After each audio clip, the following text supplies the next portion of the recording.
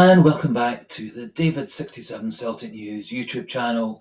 This is going to be a Celtic FC Women, Celtic Girls edition.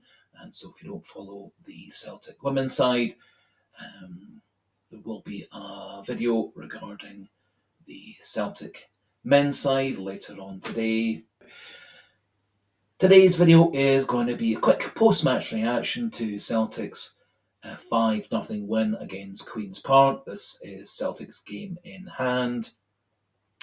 So it now brings us level with all the other teams in the SWPL. We've moved up to 4th and now are 1 point behind Hearts in 3rd, 1 point behind Rangers in 2nd, and 2 points behind Glasgow City in 1st. Remembering that we beat Glasgow City earlier in the season and drew with Rangers earlier in the season at Broadwood, although we did lose 1-0 away from home at Hearts on their rather difficult to play on artificial turf pitch. And so it does leave Celtic in a good position once the 2 games per week challenge of being in the Champions League is over in mid-December. Then there will be a wee bit of a winter break for the Women's League, and then it's back to rather intensive football from mid-January through to May, with quite a number of cup competitions and the league, and then of course the 6-6 split, which for me will be when the title is decided, as obviously in the 6-6 split Celtic will have tough games against Hibs, Hearts, Glasgow City and Rangers, plus one other, possibly Partick Thistle, possibly Motherwell. We'll see how that all pans out over the start of 2025.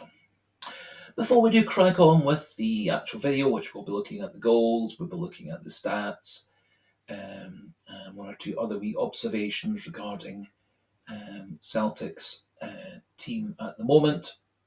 Before we do actually crack on with the video, just a wee polite encouragement, reminder, suggestion: if you are new to the channel, not yet subscribed, please do click that subscribe button. Not terribly many of the Celtic YouTube channels cover the women's side, really only the Celtic FC official website YouTube channel covers the women's team. All the other YouTube channel Celtic sites barely mention, if at all, the women's side, which I think is a bit of a shame. If you do like the video, of course, do please click that like button. It does help spread the good word about the Celtic women's side to more and more YouTube fans and women's football fans. And do feel free to pop your comments regarding the Celtic women's side, last night's performance, and any other Celtic Girls issues into the comment section for nice wee debate and chat. Celtic beat Queen's Park Women 5-0 last night. Celtic had a very good first half. Then, as has often been the case, Celtic brought on a few substitutes and the rhythm and cohesion kind of disappeared. And so, having been 4-0 up at half-time, they missed quite a number of chances in the second half and ended up with a 5-0 win.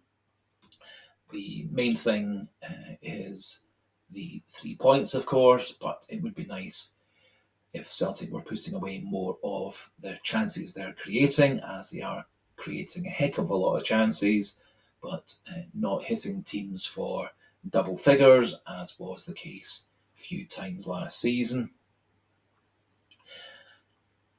Celtic got off to a good start. Murphy Agnew scored in the 8th minute. Nice cross by Jenny Smith to the front post, and Murphy Agnew smartly finished to put Celtic 1-0 up. Second goal was by Kelly Clark in the 23rd minute.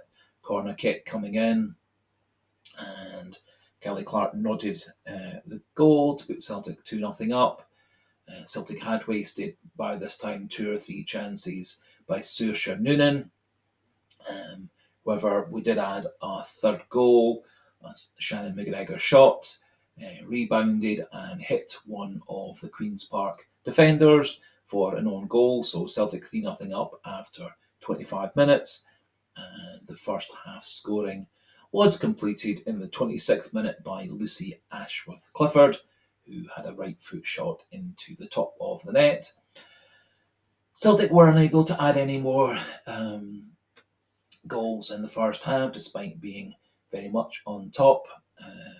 They had started slightly changed team from usual. Lisa Rogers in goal, back three of Bruna, Kelly Clark and Munoz in midfield, Jenny Smith and Lucy Ashworth-Clifford out wide, and in the middle Shannon McGregor. And Maria McEnany with Matilda Carsons in an attacking midfield position ahead of them, and up front was the partnership of Saoirse Noonan and Murphy Agnew, with a few of Celtic's more usual starters on the bench, and a nice wee rest for Caitlin Hayes and Emma Lawton, who've been playing an awful lot of football just recently, and so it was nice that Caitlin got a bit of a rest and Emma came on just for the second half. Celtic had, as I said, lots and lots of chances. Lucy Ashworth-Clifford in her post-match interview was suggesting that they probably should have scored 10 goals last night, but only ended up with 5. And Celtic's fifth and final goal had to wait till the 84th minute. Morgan Cross very cleverly lifting Kelly Clark, accurate long pass over the top of the Queen's Park goalkeeper for a 5-0 win. Lena Sadiku said she was very, very happy with the first half performance, a bit disappointed at the lack of conversion of chances in the second half, but she too feels that the main thing is the 3 points, and it now means they go into a very big fixture at the weekend on Sunday at 4:10 p.m. against Glasgow City Women in the Women's League Cup. That game is a 4:10 kickoff, and coverage will be live on BBC Alba, and so also on BBC iPlayer, and so it gives us a chance to see probably two of the top 3 teams in Scotland at the moment. Glasgow City lying first, we are lying fourth, but as I said, early in the season we did beat Glasgow City 1-0 with a Chloe Craig penalty, and in that game Celtic were overall the better side. Glasgow City obviously very experienced side, very talented side. They've made several very good signings over the summer, and I think they and Rangers and Celtic are going to be in the top 3 yet again, as has been the case for several years. But I'm very hopeful that the Celtic women, over the course of the second half of the season, will rise to the top. And I think the head-to-head fixtures between Celtic and Glasgow and Rangers, of which there'll be 3 of each, will be the key to winning the title. Just going to have a wee look at the stats for the game.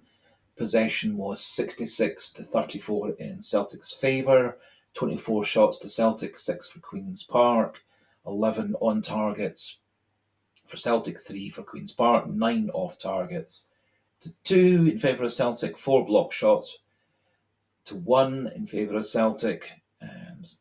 The Queen's Park goalkeeper made 7 saves, Lisa Rogers in the Celtic goal, 3 saves, and the corners were 11-2. Again, these are quite regular stats for Celtic, massively on top in terms of possession, lots and lots of shots on goal, lots and lots of shots on target and off target, lots of shots being saved and blocked, lots of corner kicks, but not really scoring the high number of goals that they did last season, not really scoring the high number of goals that Glasgow City and Rangers in particular have been scoring in their games against the lower half teams.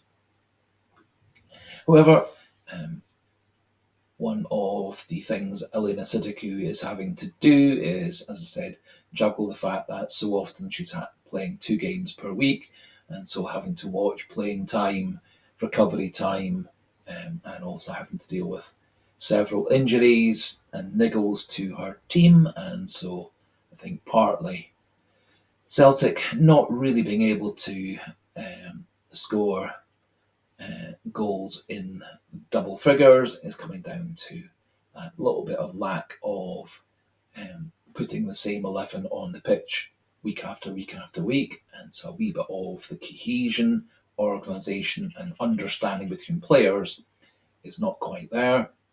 And also, due to the 2 games per week and the Champions League travel times, it also does mean that there's to an extent a bit of a reduction in the ability to do training sessions other than more fitness and recovery sessions rather than tactical sessions. That just about finishes things off for today. Next game, as I said, is on Sunday. Scottish League Cup match against Glasgow City. And the game will be, as I said, live on BBC Alba for a 4:10 kickoff in the afternoon. If you are new to the channel and not yet subscribed, please do click that subscribe button. Keep the numbers pushing up to the 1,100 mark. That would be brilliant.